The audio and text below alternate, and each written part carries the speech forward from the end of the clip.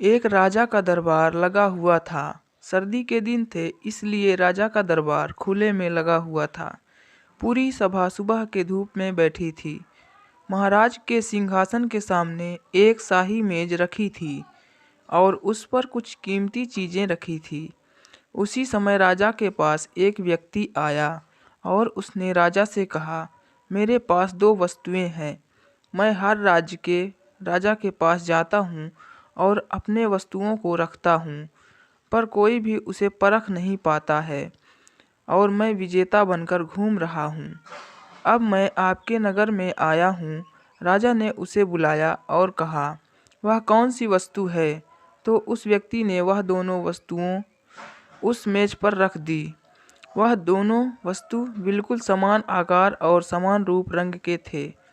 राजा ने कहा, यह दोनों वस्तु तो एक हैं।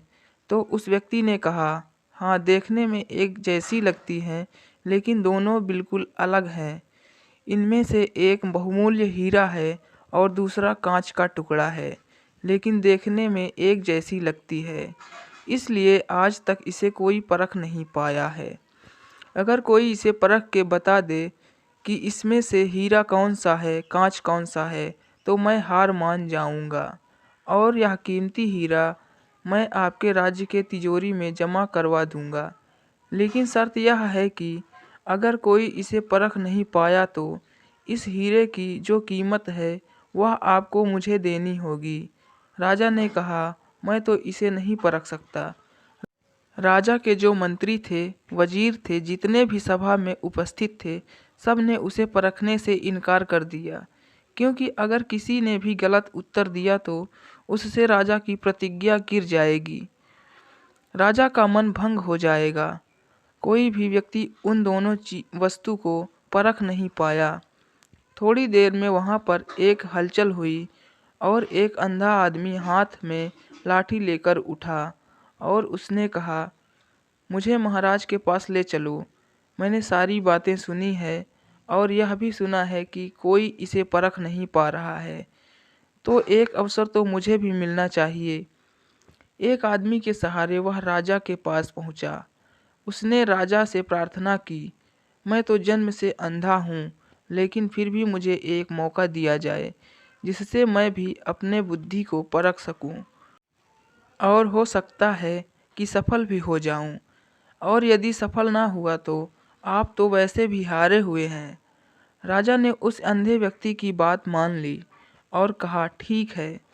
तब उस अंधे व्यक्ति को दोनों वस्तुएं दी गई और पूछा गया, इनमें से हीरा कौन सा है और कांच कौन सा है, यही तुम्हें परखना है।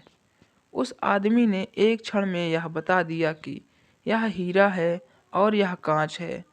जो आदमी इतने राज्यों को जीत कर आया था वह नतमस्तक हो गया और उस व्यक्ति से कहा, आपने बिल्कुल सही पहचान की है, धन्य हो आप। मैं यह हीरा आपके राज्य के तिजोरी में दे रहा हूँ। सब बहुत खुश हो गया और जो आदमी बाहर से आया था वह भी बहुत प्रसन्न हो गया और सोचने लगा, कम से कम कोई तो परखने वाला मिला। आदमी ने, राजा ने और दरबार के सभी लोगों ने उस अंधे आदमी से पूछा, तुमने यह कैसे पता किया कि कौन सा हीरा है और कौन सा कांच? तब उस अंधे व्यक्ति ने कहा कि सीधी बात है, हम सब धूप में बैठे हुए हैं। मैंने दोनों को छुआ, जो ठंडा था वह हीरा था और जो गर्म हो गया था वह कांच था। यह कहानी भी हमारे ज़िंदगी से जुड़ी हुई है। हमारे ज़िंदगी में भी ऐसे दुखों की, तकलीफ़ों की और परेशानियों की धूप पड़ती रहती है, लेकिन उस सारी तकलीफ़ों में भी जो इंसान ठंडा रहता है, जो इंसान खुश रहता है, वह इंसान हीरे के समान होता है। लेकिन जो इंसान दुखों के आ जाने पर एकदम दुखी हो जाता है, टूट जाता है, गुस्से से गर्म हो जाता है, वह इंसान कांच के समान है।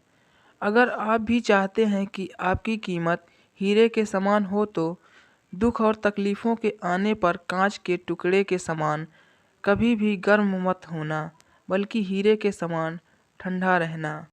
दोस्तों, ये स्टोरी आपको अगर पसंद आई तो हमारे वीडियो को लाइक करें और चैनल को सब्सक्राइब ज़रूर करें। धन्यवाद।